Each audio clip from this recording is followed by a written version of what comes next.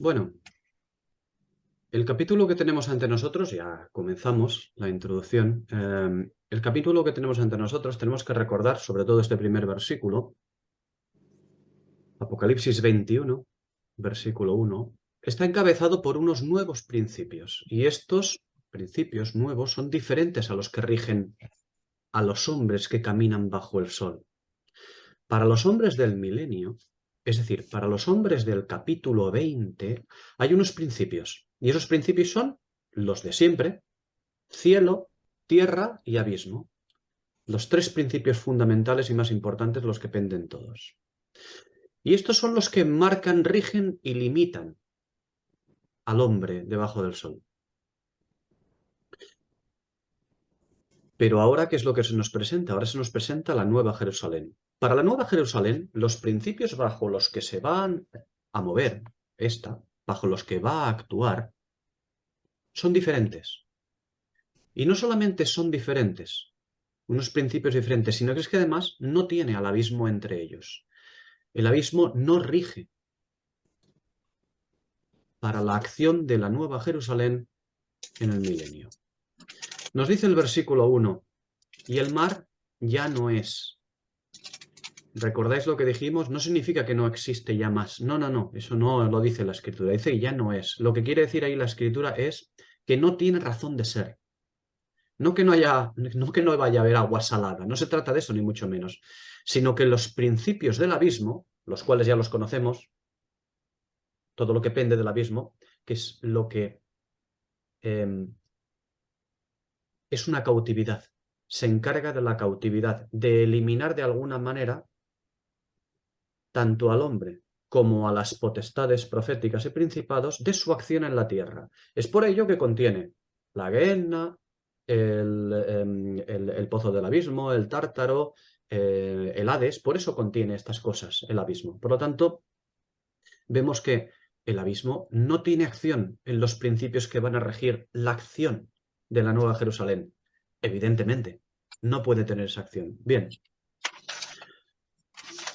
los principios del capítulo 20, los que ya tratamos en el capítulo 20, son principios de gobierno, son principios de aplicación de justicia, son principios de sujeción. Esos son los principios. ¿Por qué? Porque se trata de la aplicación en el poder civil. Se aplican sobre el poder civil, sobre lo que vemos habitualmente. El capítulo 21 ya no son principios de gobierno. Los principios del capítulo 21 son principios de bendición. Son los principios que vemos en este versículo 1 de este capítulo 21.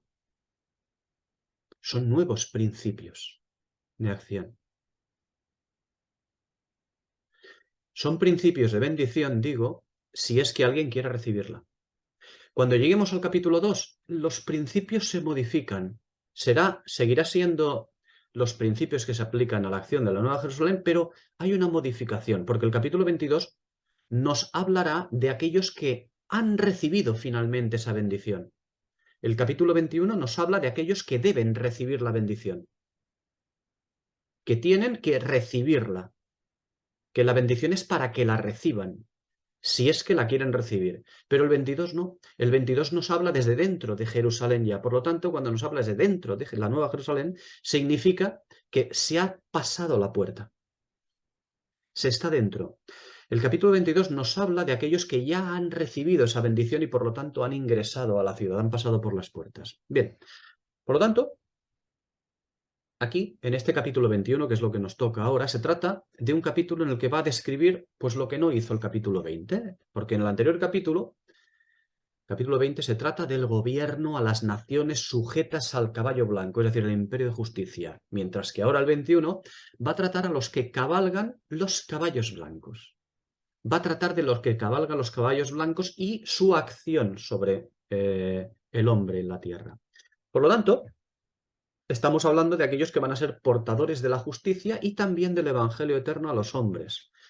Va a tratar a los ministros que van a ofrecer justicia y paz, misericordia y verdad, porque estos son los que traen luz al mundo.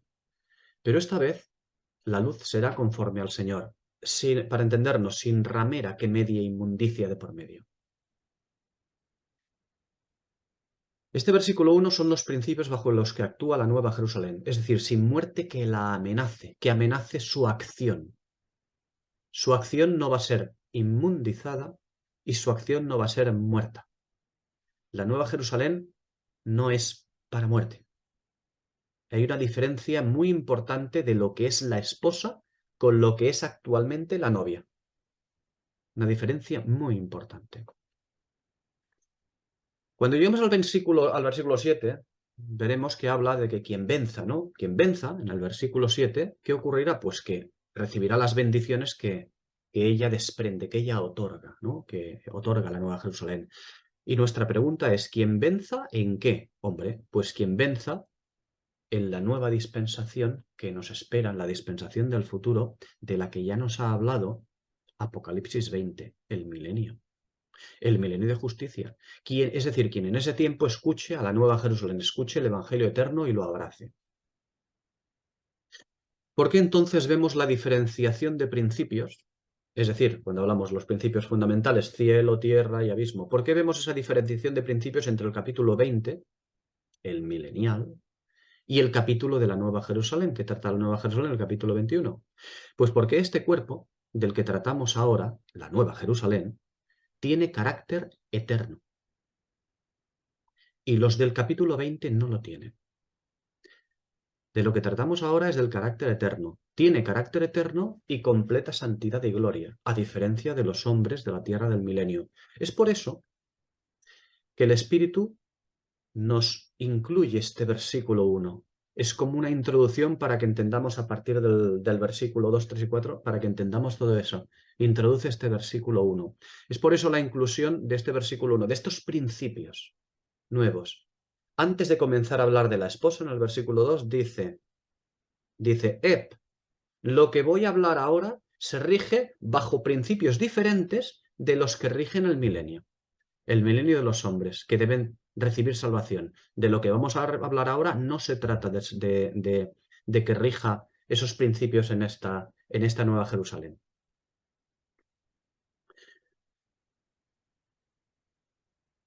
En fin, vamos a ir directamente al versículo 2. Aquí, en este versículo 2, es necesario una vez más, si podéis, ver algún interlineal adecuado. Yo ya sabéis que recomiendo siempre pues, textos que no estén basados en el Textus Receptus, un texto demasiado tardío, muy, muy tardío, textos más eh, anteriores, como los que se desprenden del Códice Sinaítico o el Vaticano o alguno de estos, ¿no? Sobre todo Sinaítico. Bueno, veréis, en Apocalipsis 21, 2 y 21, 3 dice así: y yo, Juan, vi la santa ciudad, la nueva Jerusalén, descender del cielo de junto a Dios, dispuesta como una novia ataviada para su esposo. Y oí una voz, una gran voz procedente del cielo que decía: he aquí el tabernáculo de Dios con los hombres, y él morará con ellos, y ellos serán su pueblo, y Dios mismo estará con ellos como su Dios. Bien, pues permitidme, porque ya de entrada tenemos que volver otra vez a decir, no, aquí hay unos errores de traducción y unas inclusiones que no deberían de estar. ¿Por qué están? A alguien se le ocurrió incluirlas. ¿Y yo, Juan, vi la santa ciudad? No, ni Juan ni leches. Dice el texto, y a la santa ciudad. Se sobreentiende, desde el versículo 1, se sobreentiende que la estaba viendo, pero que se sobreentienda que la está viendo no significa que tengamos autorización para incluir palabras que no están, ¿no?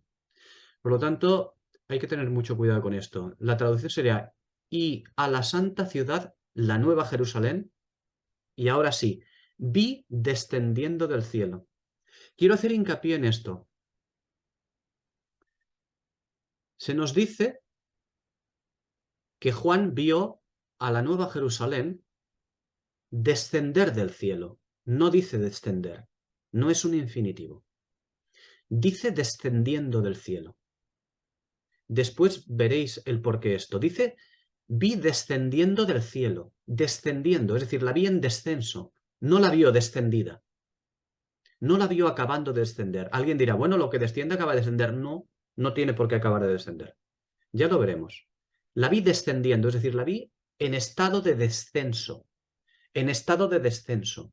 Ese es el estado de la Nueva Jerusalén, el estado de descenso. Y no dice de junto a Dios, dice desde el Dios. Dice dispuesta, no, dice ha sido preparada como una novia, ha sido adornada para su esposo. Posteriormente en el versículo 3 dice, he aquí el tabernáculo de Dios con los hombres y él morará con ellos. No, no lo dice esto. De hecho, no dice nada de esto, ¿eh? Dice, no dice y él morará con ellos, no, dice y extenderá el tabernáculo con ellos. Ostras, qué diferencia, ¿no? Sí, sí, incluye la expresión tabernáculo, pero alguien se carga esta expresión aquí e introduce lo que le parece bien. No, no podemos hacer esto. Dice, no dice y él morará con ellos, dice y extenderá el tabernáculo con ellos.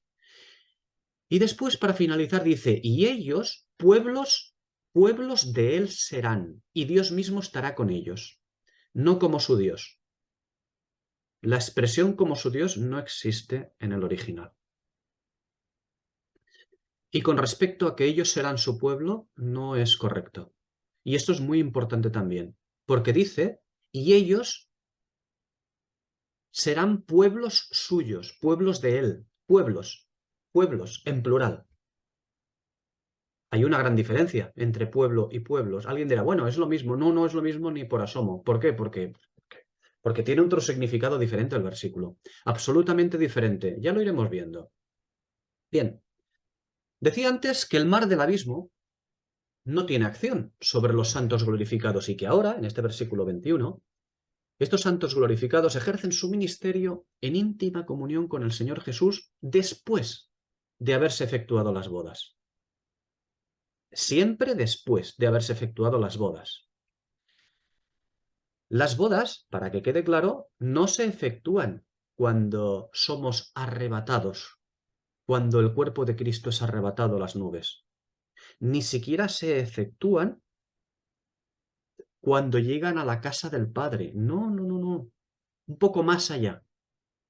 Van a la casa del Padre para eso, para efectuar las bodas. Pero no se efectúa así. Las bodas las vemos efectuadas justo antes de establecerse el milenio.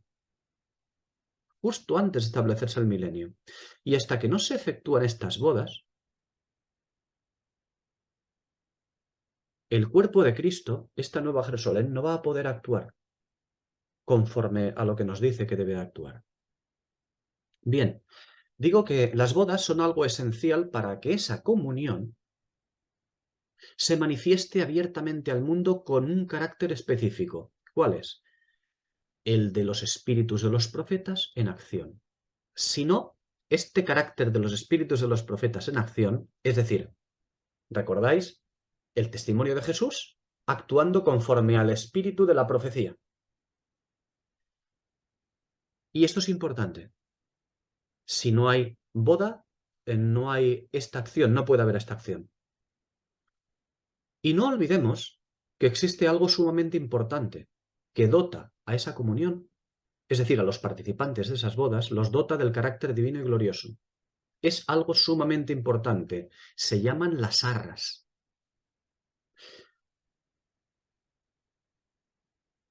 ¿Cómo hemos visto nosotros cómo se entiende muchas veces el Espíritu Santo? Ah, el Espíritu Santo viene a morar en el creyente y eso significa que ya es salvo. Bueno, el Espíritu Santo es mucho más que eso. Y no solo es mucho más que eso, sino que la acción del Espíritu Santo tiene que ver con mucho más que su estada en el creyente para hacerle salvo en este tiempo. Tiene que ver con el milenio, tiene que ver con las bodas, tiene que ver con la acción de la Nueva Jerusalén, con el cuerpo de santos en el milenio. Ojo.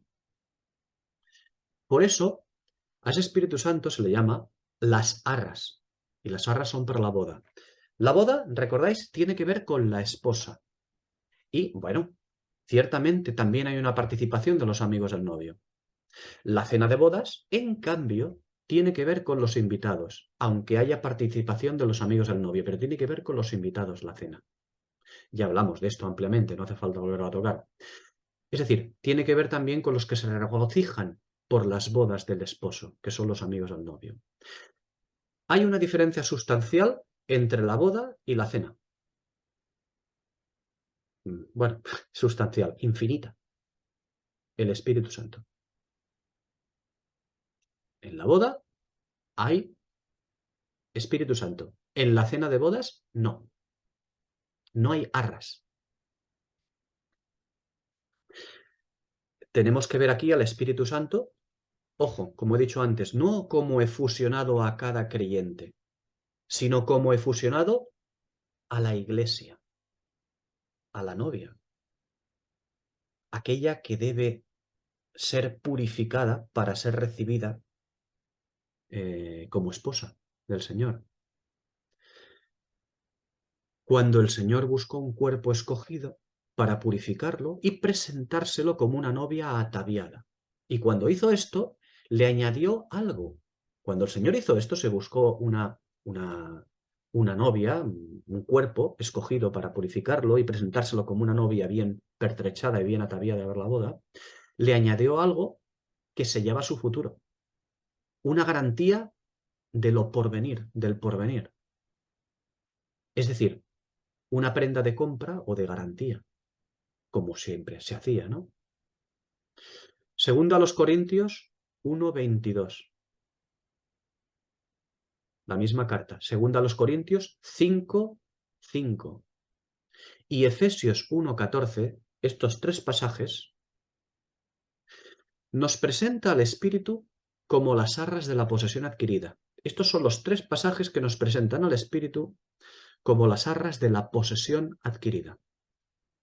El Espíritu Santo tiene un papel fundamental en su efusión, en su estancia en la Iglesia. Fijaos cómo aparece en su encargo fundacional de la Iglesia.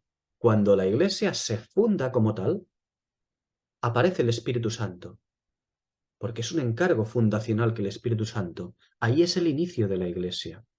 Pero fijaos, por eso digo, fijaos cómo aparece en su encargo fundacional en la Iglesia y fijaos también cómo después también es arrebatado juntamente con la esposa, con el cuerpo de Cristo. Porque el Espíritu Santo, no como efusionado a cada creyente, sino como efusionado a la Iglesia, es para eso, para recoger un cuerpo, para recoger una novia, purificarla y presentársela pura al esposo. Por lo tanto, las arras, el espíritu, las arras, son para la esposa, son para la boda. Y es que el Espíritu Santo tiene un ministerio especial con el cuerpo de Cristo mucho más allá de la concepción de salvación de alma. Mucho más allá. Es que, y muchas veces nos quedamos en que, no, es para la salvación. No, no, tiene otros encargos el Espíritu Santo mucho más allá del simple, ay, qué bien, el Señor me ha salvado y ya tengo al Espíritu. Uy, pues no nos quedemos aquí, porque eso es lechita, pero lechita acabada de salir de la teta. Eso no es, hay mucho más, implica muchísimo más. Tiene un ministerio este Espíritu que va más allá de aquello, del Abba Padre, lo cual es esencial para nosotros, pero tiene un ministerio que va mucho más allá de eso. Tiene un ministerio que va mucho más allá de Romanos 8:15 o de Gálatas 4:6. Insisto, debemos contemplar este asunto de manera general, es decir, lo debemos de contemplar no como yo creyente, sino como nosotros el cuerpo de Cristo. Es decir, el un cuerpo. No debemos contemplarlo como los miembros independientes en los cuales el Espíritu ha hecho morada confiriendo la salvación de alma. No, no. Y alguien preguntará ahora, pero ¿entonces el Espíritu Santo no tiene actuación fuera del tiempo de la Iglesia? Desde luego que sí. Siempre ha actuado el Espíritu Santo. No podemos decir, el Espíritu Santo ahora mismo solamente mora al creyente, nunca ha descendido sobre nadie. ¿Cómo que no? Claro que sí. Desde luego, siempre ha actuado el Espíritu. Ahora bien, no como el que es las arras para una boda. Así nunca había actuado. Solamente con el cuerpo de Cristo escogido. No había actuado nunca como un sello de la posesión adquirida. Y en la iglesia sí. Pero no para la iglesia, sino para que esta novia, esta iglesia, se convierta en esposa. Por eso digo que eso únicamente ha ocurrido con el cuerpo de Cristo, del que se ha ocupado como conjunto desde su fundación hasta que llegue su arrebatamiento, cuando será arrebatado juntamente con él. No es que el Espíritu Santo no vaya a actuar, claro que actuará en aquel que reciba al Señor, pero no como las arras para la boda. Bien, insisto, la esposa va a tener un papel muy relevante en la relación de Cristo con el mundo del porvenir, del mundo del milenio. Fijaos en Efesios 1:22, creo que ya hemos tratado esto en otras ocasiones, pero bueno, fijaos en Efesios 1:22, donde dice, y sometió todas las cosas bajo sus pies y lo dio por cabeza sobre todas las cosas a la iglesia. Recordad, no por cabeza a la iglesia. Aquí no dice que lo dio por cabeza a la iglesia. Dice por cabeza sobre todas las cosas a la iglesia. Y diremos, ostras, ¿significa que hay un principio de tributación? Desde luego. De tributación, no estoy hablando de tributación económica, ¿eh? Hablo de otro tipo de tributación o sujeción o sometimiento, desde luego, de los demás. Ya lo creo. Fijaos todo el pasaje. Efesios capítulo 1, versículos 17 al 23. Todo el pasaje en lo el cual se enmarca, porque es importante también. Dice que el Dios de nuestro Señor Jesucristo, el Padre de Gloria, os dé espíritu de sabiduría y de revelación en el conocimiento pleno de Él. En el conocimiento pleno de Él. Alumbrando los ojos de vuestro entendimiento, para que sepáis cuál es la esperanza a que Él os ha llamado, y cuáles las riquezas de la gloria de su herencia en los santos, y cuál la supereminente grandeza de su poder para con nosotros los que creemos, conforme a la eficacia de su fuerza, la cual ejercitó en Cristo, resucitándole de los muertos y sentándole a su diestra en los lugares celestiales, por encima de todo principado, autoridad, poder y señorío, y de todo nombre que se nombra, no sólo en este siglo, sino también en el venidero. Claro, también en el venidero. Y sometió todas las cosas bajo sus pies, y lo dio por cabeza sobre todas las cosas a la iglesia, la cual es su cuerpo, la plenitud de aquel que todo lo llena en todo. Démonos cuenta que este pasaje no habla simplemente del tiempo en que vivimos en esta tierra. Este pasaje también está haciendo referencia a un tiempo posterior a esta dispensación en la cual estamos. Y, por cierto, está incluido también a esta iglesia, a este cuerpo en la siguiente dispensación. Lo incluye. Habla de él también para la siguiente dispensación. Por eso decía que la esposa va a tener un papel muy relevante en la relación de Cristo con el mundo, en ese mundo del porvenir, en el milenio. Hay una necesidad, como dice el versículo 17, que hemos estudiado, el versículo 17 de Efesios 1, hay una necesidad de entender plenamente la mente de Cristo, no de entender un poquito.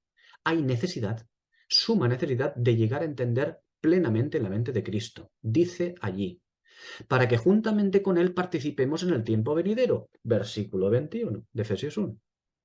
Siendo Él la cabeza, pero con la Iglesia con preeminencia en todo. Versículo 22. Y aquí hay un ministerio especial. El Señor la ha escogido para mostrar toda su plenitud cuando llegue el momento. Versículo 23 de este capítulo 1 de Efesios. Es decir, toda su plenitud a través de ella, que es como la va a mostrar.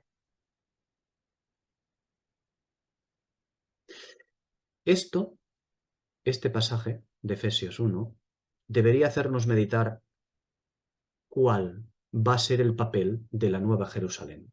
Es decir, cuál va a ser el papel de la esposa. Es decir, cuál va a ser nuestro papel. Y la esposa va a tener un papel muy, muy, muy relevante a partir del milenio, a partir del inicio del milenio. Un papel de enseñanza, de perfecta enseñanza. Va a tener un papel de manifestar sus misterios, los misterios del Señor. Porque el Señor tiene previsto un cambio dispensacional en sus relaciones con los hombres. Y este cambio tiene que ver con la esposa unida a la esposa, al esposo, y el esposo unido a la esposa. Los creyentes de la Iglesia, cuando se habla de los invitados, en Apocalipsis 19:9, los creyentes de la Iglesia no son los invitados. Dijimos que las bodas es una operación que se realiza en el cielo, al final de la estancia en el cielo.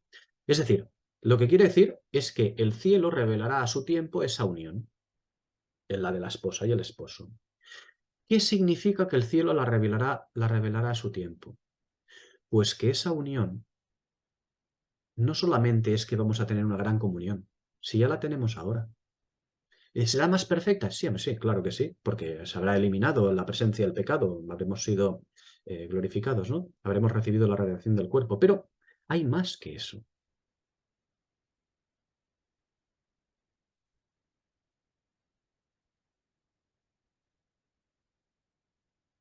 Y llegados a este punto, será bueno recordar cómo era el proceso de las bodas en tiempo del Señor, donde había novio, novia, amigos e invitados. Porque esa unión del esposo y la esposa tiene un propósito dispensacional. Sí, como una nueva creación, sí. Como unos nuevos principios de relación de Dios con el hombre en la tierra del milenio. Vamos a ver esto que digo.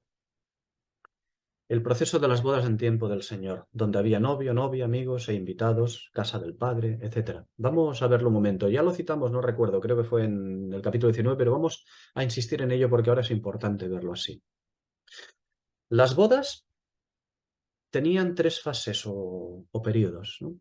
Se firmaba, primero se firmaba un contrato de esponsales, o llamado de compromiso, el contrato de compromiso. El compromiso, vamos. Y esto iniciaba un periodo que se llamaba el periodo de los esponsales, o el periodo del desposorio, o el periodo del compromiso, no importa, cualquiera de ellos. Y este tiempo duraría un año. Un año es el tiempo que solía durar esto. Desde el inicio del compromiso, del contrato de esponsales, la novia era considerada, era tratada como si estuviera plenamente casada. No lo estaba, desde luego, pero era tratada como si lo estuviera. El contrato o compromiso que se firmaba no podía disolverse, salvo por un divorcio legal. De hecho, una fornicación durante ese tiempo era considerada como adulterio. Por eso digo, salvo un divorcio legal. Pero durante ese tiempo hasta una fornicación era considerada un adulterio. ¿Por qué? Porque era tratada desde el inicio del compromiso como si estuviera plenamente casada. Bien, a partir de ese momento de que se firmaba el contrato de esponsales, es el contrato de compromiso, y durante 12 meses, los novios continuaban separados, y cada uno en casa de sus respectivos padres. La novia preparándose para su papel de esposa, preparándose activamente para su papel de esposa, muy activamente, no como Marta. La novia no debía de prepararse como Marta, trabajando y haciendo obra. No, no, no, no. Se tenía que preparar como María, a los pies escuchando la palabra del Señor. Bien. Y el novio se tenía que ocupar durante esos 12 meses de buscar casa para su esposa, de preparar alojamiento para su esposa. Suena, ¿verdad? A la acción del Señor y del cuerpo de Cristo. Aquí. Bien, al cabo de los 12 meses llegaba ya el matrimonio. Hacia la medianoche, el novio era acompañado por sus amigos a la casa de la novia en un desfile pues, de antorchas o lámparas, ¿no? Que se llamaban también. La novia ya lo sabía, ¿eh? Porque se había anunciado durante todo el día, se había anunciado varias veces que eso iba a ocurrir. Así que ella estaba preparada con sus doncellas. Por cierto, ellas también portaban lámparas, ¿sí? Como conforme a Mateo 25, ¿no? Ellas también, las doncellas de la novia, portaban lámparas también. Y la comitiva se desplazaba entonces, cuando llegaba el novio con los amigos del novio, se desplazaba entonces a la casa del padre del novio, todos juntos. Llegaba el novio con los amigos, cogían a la novia y toda la comitiva, todos juntos, se desplazaban a la casa del padre del novio, donde tenía lugar el matrimonio. A la casa del padre del novio, donde el padre del novio había dispuesto. Y allí era donde tenía lugar el matrimonio. Bien. Los amigos del novio tenían un papel especial. Los amigos del novio siempre tienen un papel especial. ¿Por qué? Pues entonces lo que hacían era asistir a los novios, incluso atendiéndoles en la habitación nupcial y actuando como testigos de esa unión entre la novia y el novio. Papel muy importante. Después de la ceremonia, lo que se hacía era conducir a los novios, eran conducidos a la habitación nupcial, donde, pues evidentemente, se consumaba el matrimonio. Y ese momento en el cual se consumaba el matrimonio, los amigos eran apercibidos por el mismo novio. Y estos amigos esperaban fuera de la cámara. ¿Y qué es lo que hacen esos amigos? Cuando el novio le dice que se ha consumado, iban y daban las buenas nuevas de esa consumación. A todos, a los invitados, a todos. Y en ese momento, ese era el momento en que salían los novios y eran recibidos con alegría y gozo por todos, comenzando la fiesta. Es decir, el banquete donde esperaban todos los invitados, la cena de bodas. Con respecto a la iglesia, el periodo del contrato de esponsales se efectuó con las arras del Espíritu Santo en Pentecostés. El periodo de esponsales o compromiso era, por cierto, el periodo en el que se encontraba José y María cuando ella quedó embarazada, ahí en Mateo 1:18 y Lucas 2:5. Y es el mismo periodo también, ese mismo periodo se encontraban, es el mismo periodo de segunda a los Corintios 11:2. Ese periodo en el cual Pablo dice, os he desposado con un solo esposo, para presentaros como una virgen pura a Cristo. Y este es el momento en el cual se encuentra actualmente la Iglesia. En este periodo, en el que estamos desposados. Pero no solamente estamos desposados, es decir, prometidos, con un solo esposo. No solamente esto, sino es para un motivo, para presentarnos como una virgen pura a Cristo. Estamos ligadas con promesas de boda y en tiempo, ahora, es nuestro tiempo de preparación como esposa. ¿En qué? En el conocimiento de Cristo. Es el tiempo de nuestra preparación como esposa. En el conocimiento de Cristo. ¿De qué va a ser? ¿Qué va a ser? En el conocimiento del Señor. Nosotros ahora esperamos el arrebatamiento, ese del cual nos habla el Cantar de Salomón en el capítulo 5, versículo 2. También Cantar de Salomón, capítulo 6, versículo 12. Sí, el Cantar de Salomón no es simplemente una poesía de amor, ¿no? O sea, son unas escrituras proféticas, el Cantar de Salomón, muy, muy proféticas. No solamente hablan de los amores del Señor y el cuerpo de Cristo. No, no solamente eso. Hablan de cosas proféticas. Bueno, ya podemos tratarlo en otro momento, el Cantar de Salomón, pero es un libro muy profético. Bien, digo que esperamos el arrebatamiento. He citado a Cantares capítulo 5, versículo 2, el capítulo 6, versículo 12 y también Mateo 25:10. Ese arrebatamiento, cuando la novia, porque cuando llegue el arrebatamiento, lo que ocurrirá es que la novia será llevada a la casa del padre. Será el momento de la medianoche. El novio vendrá y se llevará a la novia a la casa del padre, donde tendrá el lugar del enlace, ¿no? Del matrimonio y de los amores, que será seguido por el festejo, ese del cual nos habla Apocalipsis 19:9, la cena de las bodas. Y finalmente, cuando todo esto acabe, ¿qué ocurrirá? Pues lo que falta. Será finalmente trasladada a su morada definitiva, la novia. Cuando todo eso acabe, será trasladada a su morada definitiva. Esa que el Señor acabará de preparar para trasladar a la novia de la ciudad de David a la casa en Jerusalén, si recordáis.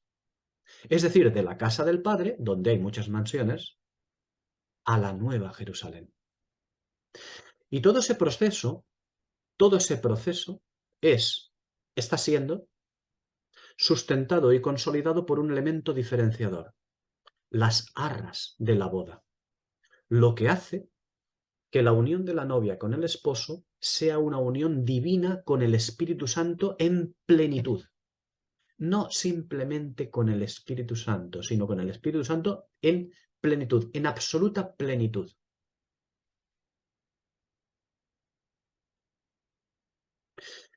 Y cuando todo esto se haya consumado, haya llegado a su fin ya, los santos pertenecientes a esta unión plenamente consumada, serán como aquellos sacerdotes que están en su mismo trono con él.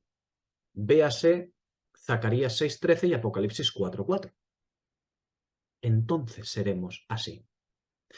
Fijaos, cuando dice Zacarías, ¿no? Dice, él edificará el templo de Jehová y él llevará las insignias reales y se sentará y dominará en su trono y habrá un sacerdote en su trono, no junto a su trono, sino en su trono habrá un sacerdote. No es poca cosa. Y consejo de paz habrá entre ambos, consejo de paz. De igual a igual. De igual a igual. Qué cosas, ¿no? Es un misterio, ¿no? Pero de igual a igual. Bien, decía que cuando todo esto se haya consumado, los santos pertenecientes a esta unión, pues serán como aquellos sacerdotes en su mismo trono con él. Y cuando esto se haya consumado, cuando todo esto se haya consumado, es decir, cuando la boda y su cena se hayan consumado, como dice Apocalipsis 19, del versículo 7 al 9, este cuerpo de santos poseerán no solamente el testimonio de Jesús como ahora, poseerán más, porque poseerán el testimonio de Jesús y el espíritu de la profecía, como cosas inseparables e idénticas las dos, cuando llegarán a poseer el conocimiento de todos los misterios de Dios. Hablamos del cuerpo, del conjunto, no de individualidades. Ahora, el Señor da dones y puede otorgar el don, puede otorgar conocimiento a alguien. Pero entonces se habrá consumado todo. Estamos hablando de las arras que preparan al cuerpo. Cuando llegarán a poseer el conocimiento, digo, de todos los misterios de Dios. Digo que hablamos del cuerpo, del conjunto, no de individualidades. Todos formarán, evidentemente, también tenemos que tener en cuenta que todos formarán parte de la esposa, pero no todos van a recibir la misma responsabilidad ministerial. Eso está claro también, ¿no? Y lo digo en cuanto a amplitud y alcance de esa responsabilidad. Y eso ya lo hemos tratado. Primera a los Corintios 3:10, mismo pasaje en los versículos 14 y 15, y segunda Timoteo, capítulo 2, versículo 15. Cada cual recibirá una responsabilidad ministerial en función de lo que hayamos hecho en el cuerpo. Y diremos, pero eso es obras. Sí, claro, en función de lo que hayamos hecho en el cuerpo, así será. Esto lo certifica perfectamente Pablo sobre nosotros. Y estamos hablando del tribunal de Cristo, donde se establecerán las recompensas. Al que vence, esto. Al otro que vence, esto. Y algunos, pues ya sabemos qué ocurrirá. Se tendrán que dedicar, pues, a limpiar la entrada.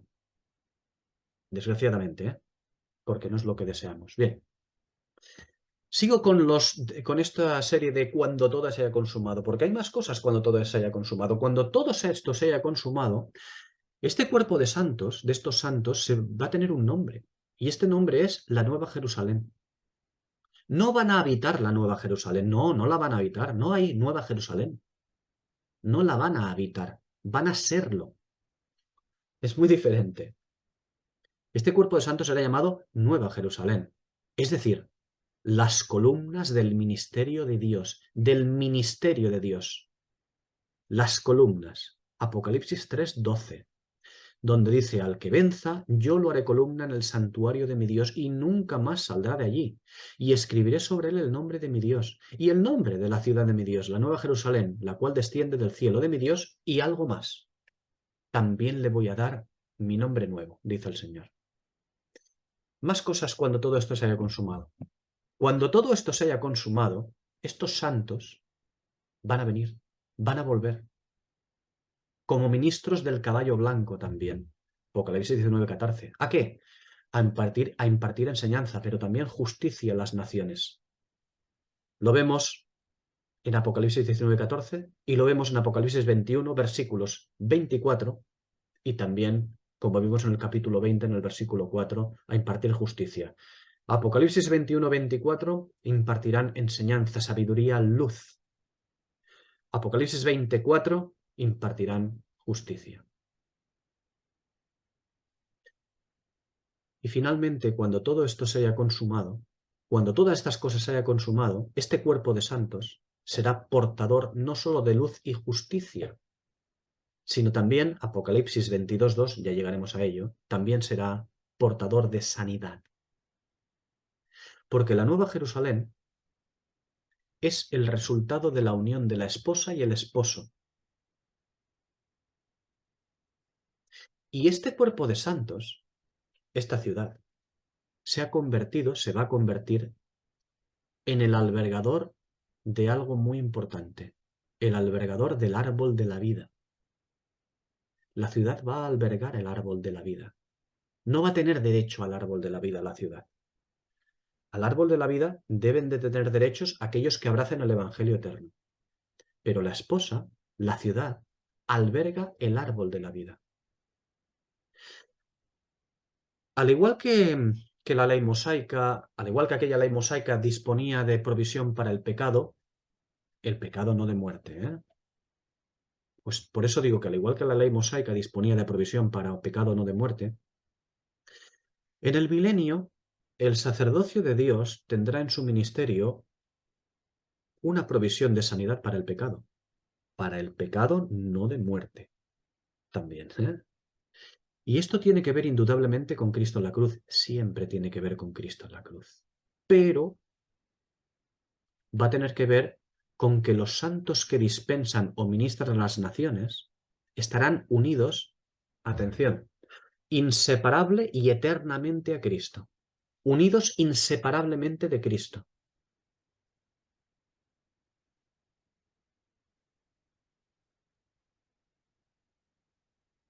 Y ahora permitidme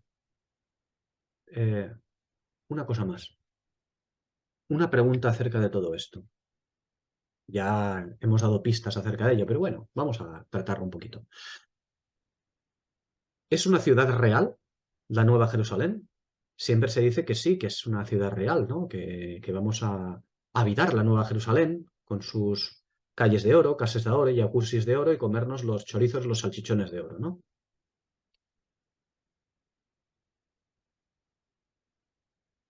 Solamente hace falta cruzar 3 o 4 escrituras de todo el Nuevo Testamento para entender que la Nueva Jerusalén no es una ciudad al uso,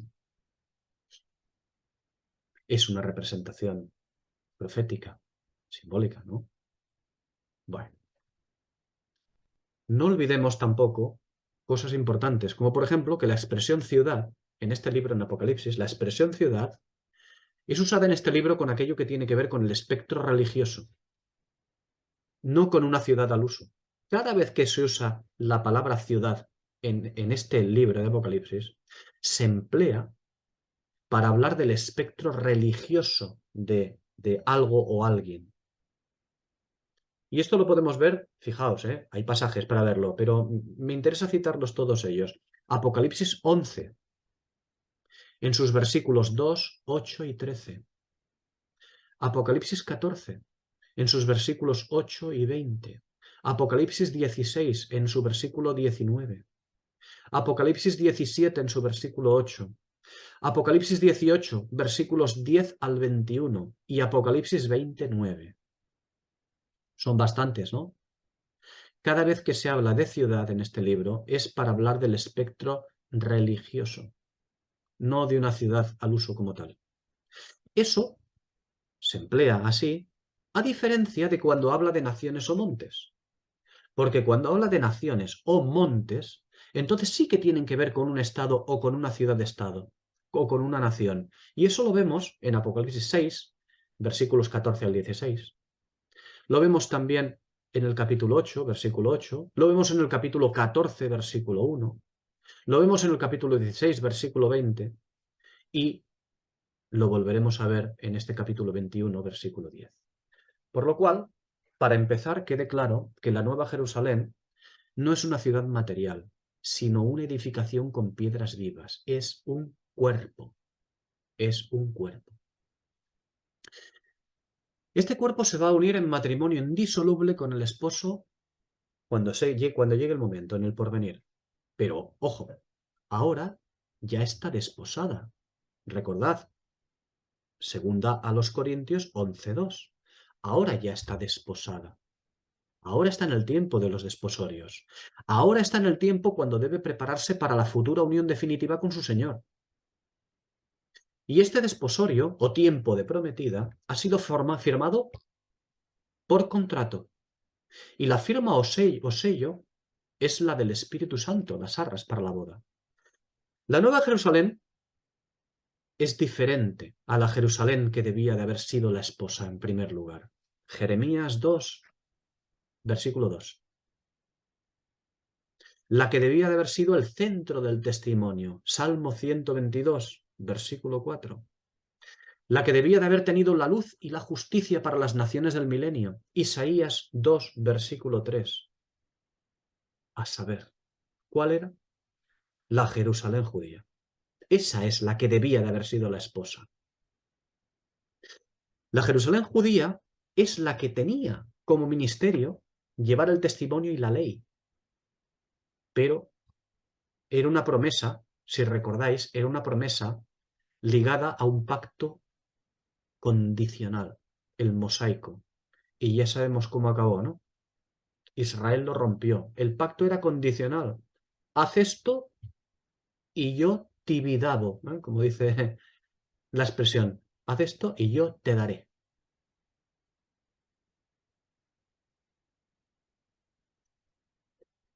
Israel lo rompió. Por lo tanto, ya no será la esposa. Jerusalén tendrá su lugar en la tierra del milenio, pero la ley y el testimonio, la justicia y la palabra de Dios pertenecen a una nueva Jerusalén. Lo mismo que los cielos nuevos y tierra nueva.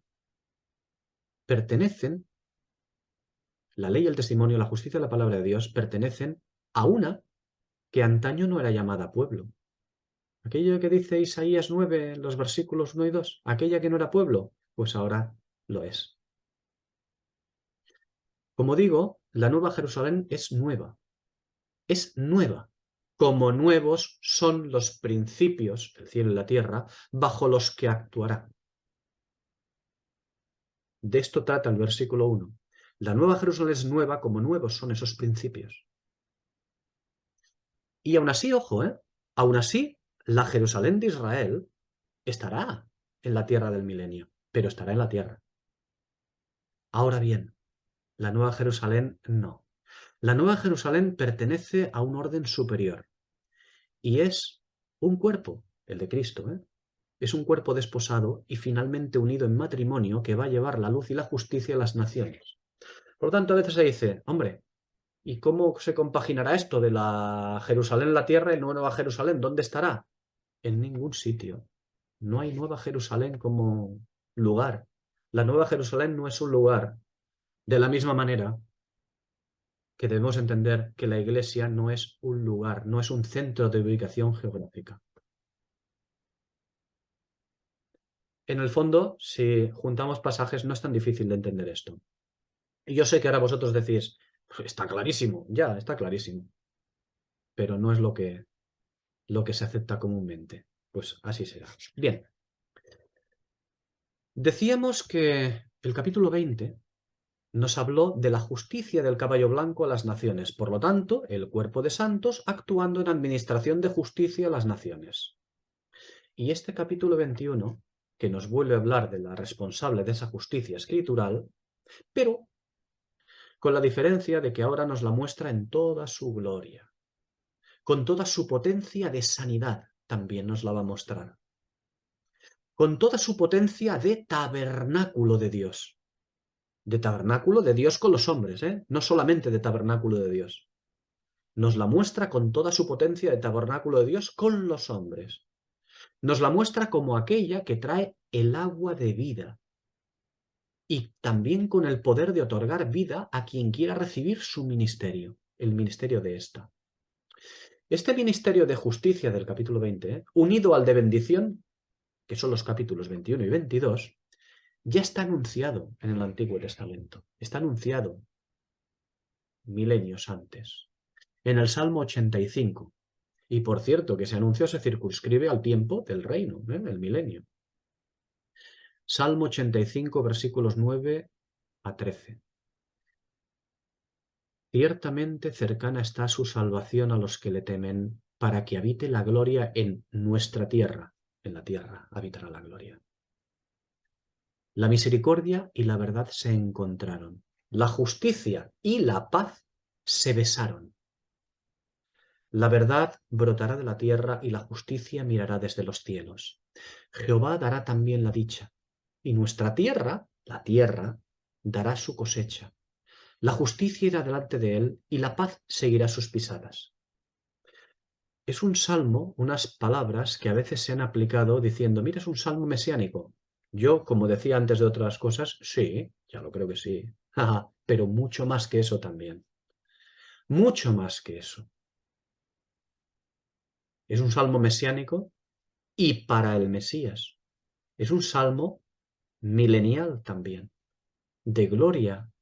Es un salmo en el cual no solamente habla del Señor, habla de manera velada de algo que va, en lo que va a confluir la justicia y la paz, la misericordia y la verdad. Y quiero decir que esto, ¿habla de la cruz, habla del Señor? Sí, ya lo creo que sí, pero habla de más que eso, habla de mucho más, es algo que se extiende al tiempo del porvenir. Bueno, hoy lo dejamos ya aquí y el próximo día, si el Señor quiere, continuamos con más de estos versículos, porque todavía nos queda más acerca de estos versículos 2 y 3. Bastante, por cierto, nos queda de esto. El próximo día, si el Señor quiere.